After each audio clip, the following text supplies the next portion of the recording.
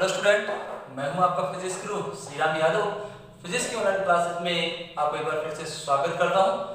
Student, यदि अभी तक आपने हमारे यूट्यूब चैनल को सब्सक्राइब नहीं किया है तो आप उसको जरूर सब्सक्राइब कीजिए, साथ में बेल आइकन को भी दबाइए, जिससे आने वाले वीडियोज की जानकारी आपको मिल सके और फिजिक्स का आप आनंद ले सकें, फिजिक्स को आप अच्छी तरह समझ सकें। इसलिए जरूर एक बार चैनल को सब्सक्राइब कीजिए। तो बीएससी की ऑनलाइन क्लासेस में आज की क्लास में हम पढ़ने वाले स्टूडेंट फानाकार पतली फिल्म से व्यतिकरण किस प्रकार घटित होता है उसका अध्ययन यहाँ पर अपन करने वाले हैं। तो फानाकार फिल्म किस प्रकार परावर्तित और पारगम्यत किरणों में व्यतिकरण की घटना घटित होती है उसका अध्ययन यहाँ पर करने वाले स्टूडेंट। तो यहाँ पर मान लो अपने पास कोई एक फानाकार फिल्म है जिसका ऊपरी और निचली जो पृष्ठ है वो एक अल्प कोण पर झुका हुआ है। देखो यहाँ पर स्टूडेंट कैसे है, इस प्रकार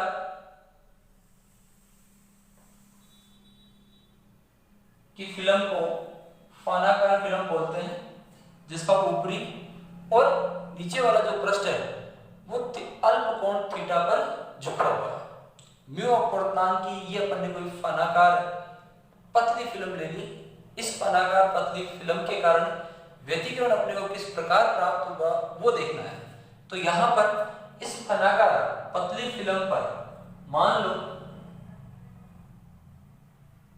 इस फानाकार पतली फिल्म पर मान लो एक प्रकाश किरण है SA जो इस फानाकार फिल्म पर आपतन कोण, इस फानाकार फिल्म पर आपतन कोण I बनाते हुए आपतित हो रही है।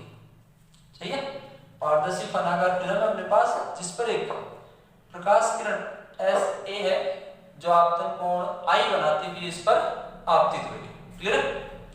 इस प्रकाश किरण का इस फानाकार फिल्म पर कुछ भाग जो है वो इससे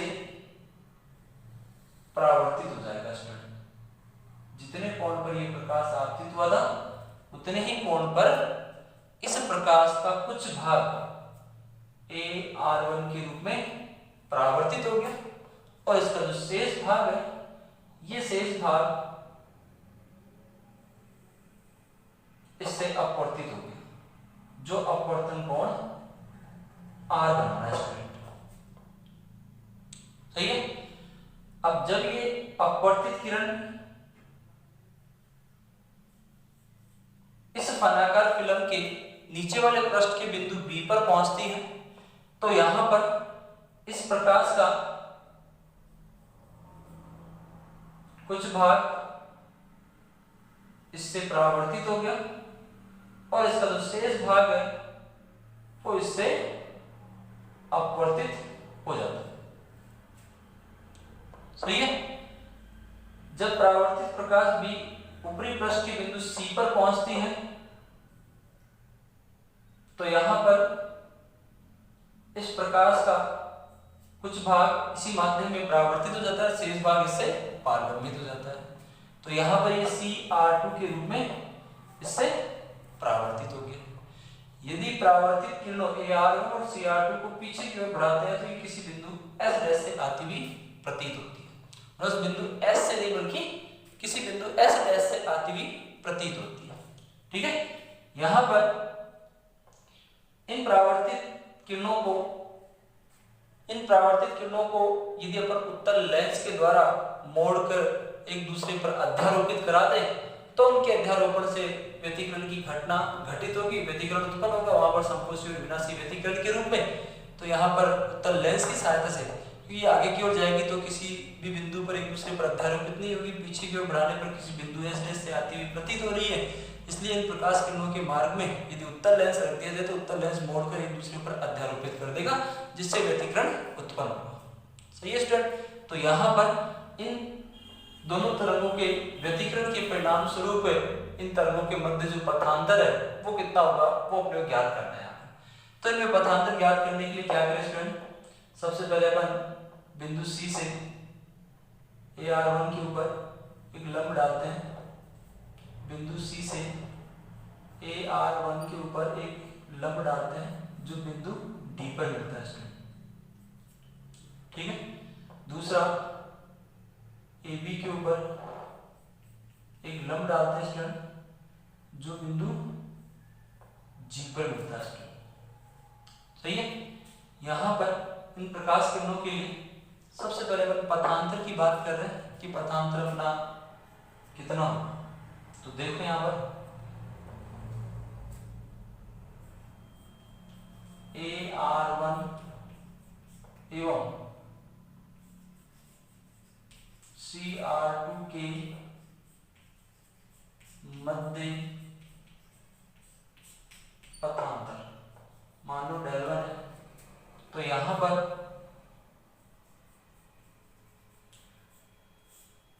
माध्यम में पथ कौन सा है, ABC माइनस वायु में पथ कौन सा है, A। ये माध्यम में म्यू अपवर्तनांक का आपने जो लिया है और ये AD जो है वो वायु में है। तो यहां पर Δ1 बराबर mu AB plus BC minus AD, ये इनका पथांतर है। तो इस समीकरण के इन पदों को अपने को ज्ञात करना है। सही है, तो यहां पर इनका मान ज्ञात करने के लिए सबसे पहले अपन स्टूडेंट चित्र की बात करें। चित्र में त्रिभुज ACD एवं त्रिभुज ACG में कौन से त्रिभुज ले रहा है, ACD ACG, इन दोनों त्रिभुजों की बात करें। इन दोनों त्रिभुजों में ये कोण 90 डिग्री का है। सही है स्टूडेंट, यहां पर यदि अपन इस कोण की बात करें, कहने का मतलब कोण I प्लस कोण DAC बराबर कोण DAC प्लस कोण ACD बराबर क्या है, 90 डिग्री। मतलब यहाँ पर अविलंब के साथ में ये कोण 90 डिग्री हो गया, इस त्रिभुज का एक कोण 90 हो गया, तो बाकी इन दोनों कोणों का योग 90 डिग्री हो गया। इसका मतलब कोण ACD बराबर क्या हो गया, कोण ACD बराबर क्या हो गया, I हो गया। स्टूडेंट ये जो कोण है वो क्या हो गया, I हो गया। सही है, इसी प्रकार कोण R अविलंब के साथ में कोण R प्लस ACG की अपन बात कर रहे हैं, तो कोण एक कोण ये हो गया स्टूडेंट ना R, दूसरा कोण लेते हैं अपन AGC बराबर कोण AGC प्लस कोण ACG बराबर क्या हो गया, 90 डिग्री। स्टूडेंट यहाँ पर इस अवलंब के साथ में ये कोण कितना हो गया, 90 डिग्री, दोनों का योग 90 डिग्री, बाकी इस त्रिभुज के दोनों का योग 90 डिग्री। तो यहां से कोण ACD बराबर अपने क्या मिल गया, ACD बराबर मिल गया R। स्टूडेंट इसका मतलब ये कोण क्या मिल गया अपने को, R मिल गया। तो इन दोनों त्रिभुजों में ये दोनों कोण क्या हो गए, I और R के रूप में हो गए। अब यदि अपन माध्यम का अपवर्तनांक देखें,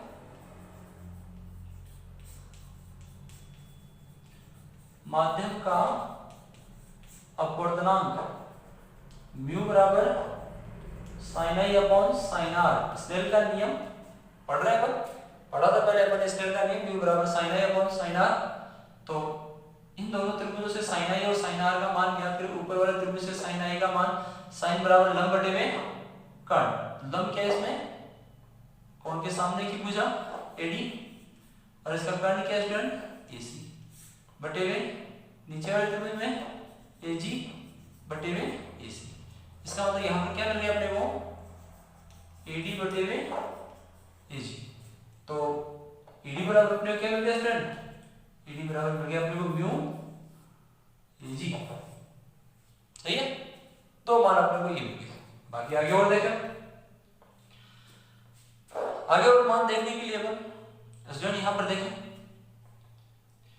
यदि अपन ये बिंदु O मान लें, त्रिभुज OAB, त्रिभुज इस त्रिभुज के लिए जो ए बी, देखो यहाँ पर इसका मान ज्ञात करने के लिए बिंदु सी से एक लंब और डालता हूं मैं आगे, जो ई पर मिलता है, और इसको आगे की ओर बढ़ाया स्टूडेंट। थोड़ा सा मैं इसका करेक्शन कर रहा हूँ प्रकाश किरण का। इस प्रकाश किरण को आगे की ओर बढ़ाया जाए तो आगे की ओर बढ़ाने पर ये प्रकाश किरण बिंदु F पर जाके मिल रही है, सही है। और यहाँ पर इस स्थिति में इस पलाकार फिल्म की मोटाई अपन ने क्या मान ली, T मान ली स्टूडेंट, सही है। तो यहाँ पर त्रिभुज OAB में या के लिए कोण ABE बाह्य कोण, सही है ना। त्रिभुज OAB के लिए कोण ABE, ये जो पूरा कोण है वो क्या है, बाह्य कोण है। तो बाह्य कोण बराबर स्टूडेंट क्या होता है, बाह्य कोण बराबर होता है त्रिभुज के आंतरिक कोणों का योग, सही है। तो बाह्य कोण तो अपने पास क्या है स्टूडेंट, कोण ABE, सही है।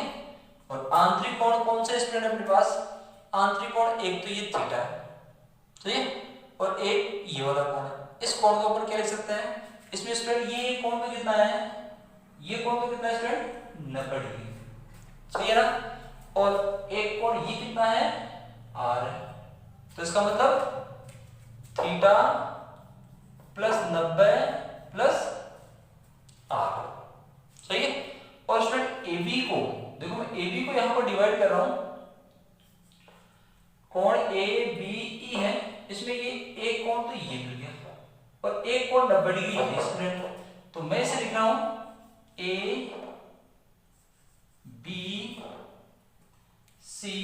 प्लस कोण, सॉरी स्टूडेंट इस अभिलंब को मैं मान ले MM डैश के रूप में, तो ABM, मैं इस कोण को ले रहा हूं ABM, और दूसरा कोण MBE बराबर थीटा प्लस 90 प्लस R, और ये MBE कोण ABM कोण ABM प्लस ये क्या हो गया स्टूडेंट, 90 डिग्री। MBE जो कोण है वो क्या है, 90 degree, theta plus 90 plus R। इसका मतलब कोण ABM अपने को क्या मिल गया स्टूडेंट, ABM अपने को मिल गया थीटा प्लस R, सही है। मतलब ये कोण यहां पर कितना हो गया, थीटा प्लस R हो गया स्टूडेंट, सही है।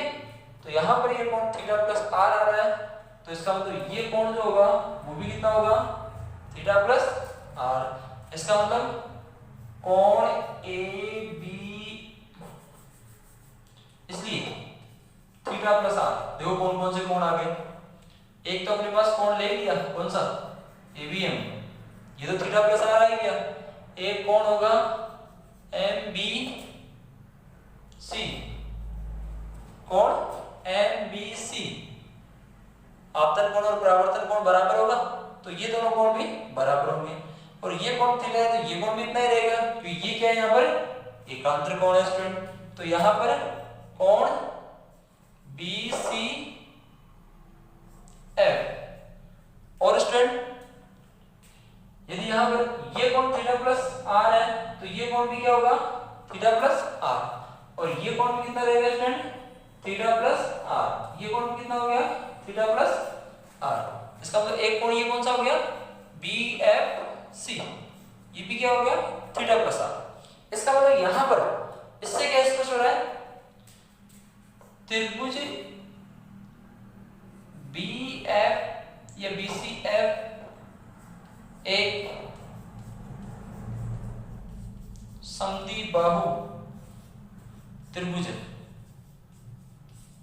ये समद्विबाहु त्रिभुज है जिसकी दोनों भुजाएं इसका मतलब इसलिए भुजा BC और भुजा जो BF है वो बराबर होगी स्टूडेंट। और इसके साथ ही जो भुजा CE और EF है वो भी बराबर होगी और ये T के बराबर है स्टूडेंट। आगे बात समझ में, ये मान अपन समीकरण 1 में रखे तो देखो, अतः समीकरण 1 से ले लो। समीकरण 1 क्या था स्टूडेंट अपना, पथांतर डेल वन बराबर mu AB plus BC, BC के स्थान पर क्या पुट करें BF माइनस AD, AD के स्थान पर क्या पुट करें म्यू AG। तो डेल वन बराबर क्या हो गया, म्यू तो कॉमन ले लिया अपन ने, AB plus BF minus AG। देखो AB प्लस BF सही है, AB प्लस BF मतलब A से लेकर F तक की रेखा आ गई। इसमें से घटा रहे हैं किसको, AG को, इसमें से घटा रहे हैं AG को, तो क्या शेष रह गया स्टूडेंट, यहां पर शेष रह गया FG की रेखा शेष रह गई। तो इसे अपन क्या लिख सकते हैं, डेल वन बराबर म्यू FG लिख सकते हैं। तो म्यू FG भुजा देखो ये है स्टूडेंट FG भुजा, सही है, यहां से यहां तक की जो रेखा है ये FG भुजा है। तो इस FG भुजा को अपन CF के पदों में लिखें, CF के पदों में लिखे तो ये कौन थीटा प्लस r है, तो इस CF का 36 घटक हो गया ये।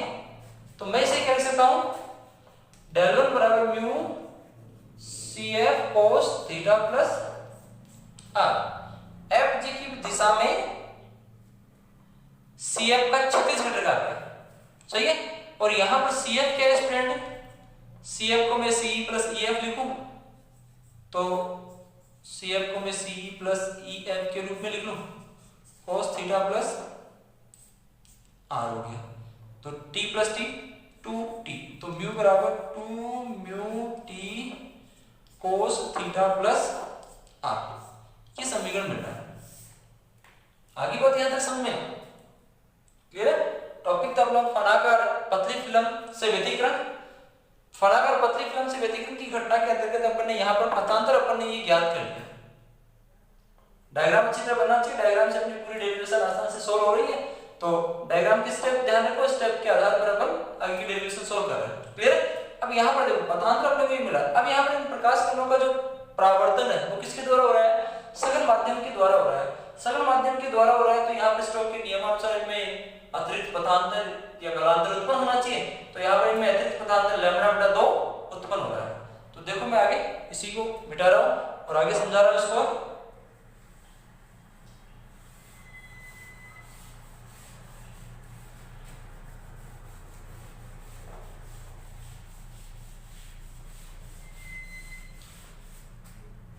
देखो यहाँ पर स्टूडेंट स्टोक के नियम से सघन माध्यम द्वारा परावर्तन से अतिरिक्त पथांतर लैम्ब्डा बटा 2 उत्पन्न होता है। अतिरिक्त पथांतर लैम्ब्डा बटा 2 उत्पन्न होता है। अतः डेल वन बराबर 2 mu t cos theta plus r minus lambda बटे में 2। ये अतिरिक्त पथांतर प्रभावी पथांतर यहाँ पर माइनस लैम्ब्डा बटे 2 इसमें और कर देंगे, सही है। तक यदि अभिलंब आपतन होता है, यदि पानाकार फिल्म पर अभिलंब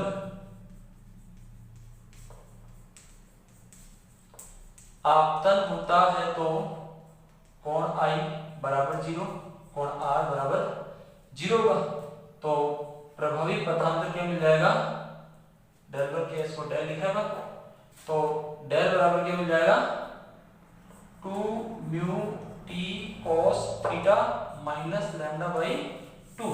तो फनाकार फिल्म द्वारा यदि प्रकाश के द्वारा व्यतिकरण की घटना घटित हो रही है तो उसमें प्रकाश किरणों के मध्य जो प्रभावी पथांतर होगा वो ये होगा। अब यहाँ पर संपोषी और विनाशी व्यतिकरण के लिए यहाँ तो देखो आगे और बढ़ा रहा हूँ मैं, साथ साथ आप उतार दीजिए, स्क्रीनशॉट ले लीजिए, इसका समझ में आना चाहिए आपको। तो यहाँ पर देखो कंडीशन फर्स्ट,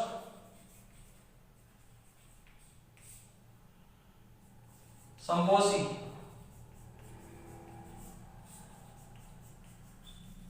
व्यतिकरण के लिए, संपोषी व्यतिकरण के लिए पथांतर, संपोषी व्यतिकरण के लिए पथांतर क्या होगा, डेल बराबर एल लैम्डा। तो उस अवस्था में 2 mu t cos theta minus lambda by 2 बराबर एम लैम्डा। पथांतर अपन ने ज्ञात किया है इनमें, और ये भी संपोषी व्यतिकरण के लिए पथांतर है। तो यहां पर स्टूडेंट अपने को क्या मिल गया, 2 म्यू टी cos थीटा, इसको इस तरफ ले ले तो यहां पर n minus half sorry n plus half lambda संपोषी व्यतिकरण के लिए पथांतर होगा, और इस अवस्था में अपने को दीप्त फ्रिंज प्राप्त होगी। दूसरी कंडीशन विनाशी व्यतिकरण के लिए,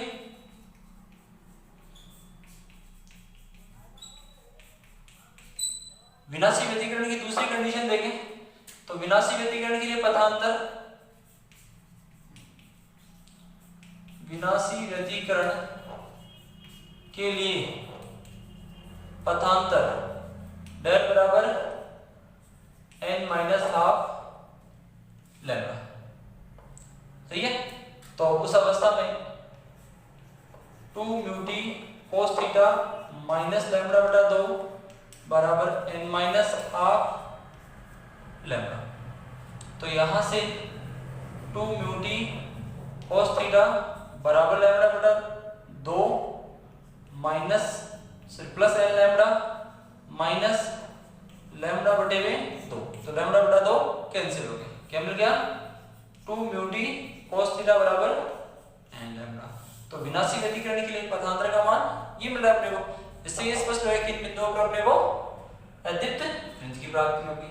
तो यहाँ पर फनाकार पतली फिल्म से व्यतिकरण की जो घटना है, उस व्यतिकरण की घटना में प्रभावी पथांतर ये रहेगा, और संपोषी और विनाशी व्यतिकरण के लिए यहाँ पर दीप्त और अदीप्त फ्रिंजों की जो स्थितियां हैं वो इन समीकरणों के आधार पर ज्ञात की जा सकती है। तो यहाँ पर आज की क्लास का टॉपिक था फनाकार पतली फिल्म से व्यतिकरण की घटना। फनाकार पतली फिल्म से व्यतिकरण की घटना पर ज्ञात करें। अब इसी टॉपिक से अपन फ्रिंज की चौड़ाई ज्ञात कर सकते हैं, और यहाँ पर फनाकार फिल्म द्वारा जो व्यतिकरण प्रतिरूप अपने को प्राप्त हो रहा है, उस व्यतिकरण प्रतिरूप में फ्रिंजों की चौड़ाई क्या होगी, उस फ्रिंज चौड़ाई का आकलन इसी घटना के आधार पर कर सकते हैं। तो इसी में टॉपिक स्टूडेंट स्क्रीनशॉट ले लीजिए इसका, साथ साथ नोट्स आप बनाते चाहिए। बहुत आसान भाषा में शैली में आपको फिजिक्स समझाई जा रही है, आशा करता हूँ आपको बहुत अच्छी तरह समझ में आ रही होगी। साथ साथ आप नोट्स बहुत अच्छे से बनाइए इसके।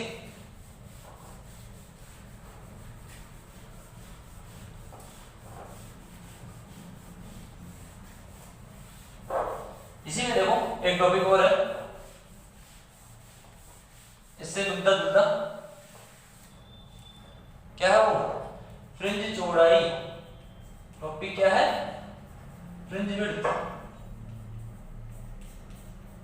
अंग्रेजी में लिख रहा है fringe width. Student Hindi English दोनों कंसीडर करते चलो, साथ साथ देख तो हिंदी इंग्लिश भी आपको पता होनी चाहिए, कौन से टॉपिक को हिंदी में क्या कहते हैं, अंग्रेजी में क्या कहते हैं। तो फ्रिंज चौड़ाई अगला टॉपिक और पढ़ रहे हैं। तो फनाकार फिल्म द्वारा व्यतिकरण की जो घटना है, व्यतिकरण की इस घटना में अपन फ्रिंज चौड़ाई ज्ञात कर रहे हैं। तो वही फनाकार फिल्म ले लें, थीटा कोण बनाते हुए वही अपनी फनाकार फिल्म है। इस फनाकार फिल्म में मान लो इसके केंद्र बिंदु O से ये कोण अपन ने थीटा ले लिया, इसका जो अत्यल्प कोण है, तो यहाँ पर इसके बिंदु O से xn दूरी और xn+1 दूरी पर nv, ये nv है, ये n+1v अदीप्त फ्रिंज प्राप्त होती है। मान लो उदाहरण के तौर पर अपने माना पतली फनाकार फिल्म द्वारा व्यतिकरण की घटना में बिंदु O से xn और xn+1 पर nv और n+1v अदीप्त फ्रिंज अपने को प्राप्त होती है। तो यहाँ पर इन फ्रिंजों के लिए फ्रिंज चौड़ाई है वो बीटा, फ्रिंज चौड़ाई ये हो जाएगी, चित्र से देखो फ्रिंज चौड़ाई, दो लगातार फ्रिंजें अपने को प्राप्त हो रही है, तो इन फ्रिंजों के बीच की दूरी, इनका अंतराल, इनकी चौड़ाई को व्यक्त करेगा। तो फ्रिंज चौड़ाई बीटा बराबर x n plus one minus x. यहां पर मान लो इस फलाकार फिल्म की जो चौड़ाई है वो अपन ने dn और tn प्लस वन अपन ने मान ली, सही है स्टूडेंट। तो यहां पर यदि अपन tn की बात करें तो देखो ये एक समकोण त्रिभुज बन रहा है, इस समकोण त्रिभुज में tan थीटा बराबर, tan बराबर क्या होता है, लंब बटे हुए आधार। तो इसमें लंब क्या है स्टूडेंट, लंब है इसमें tn, आधार क्या है इसमें xn। तो यहां से tn बराबर क्या लिख सकता हूं मैं, xn tan थीटा, सही है। और tn प्लस वन यदि मैं लिखूं तो वो कितना हो जाएगा, xn plus one tan theta. आगे बात समझ में, इन दोनों को यदि अंतर निकाला जाए तो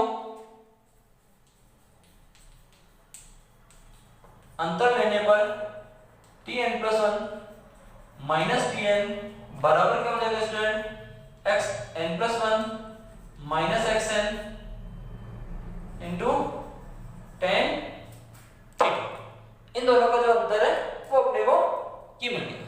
अब यहां पर nv और n प्लस वन की स्थिति में एदित फ्रिंज अपने को प्राप्त हो रही है, तो उस स्थिति में यदि पथांतर का आकलन करें पर तो उसी समीकरण का उपयोग करने पर अभिलंब आपतन अपन मान ले, साथ साथ अभिलंब आपतन के लिए जो अभी अपन ने कंडीशन ली थी, अभिलंब आपतन के लिए i बराबर 0 और r बराबर क्या होगा 0। तो यहां पर nv अदीप्त फ्रिंज के लिए, nv अदीप्त फ्रिंज के लिए 2 म्यू tn cos थीटा बराबर n लैम्डा, सही है स्टूडेंट।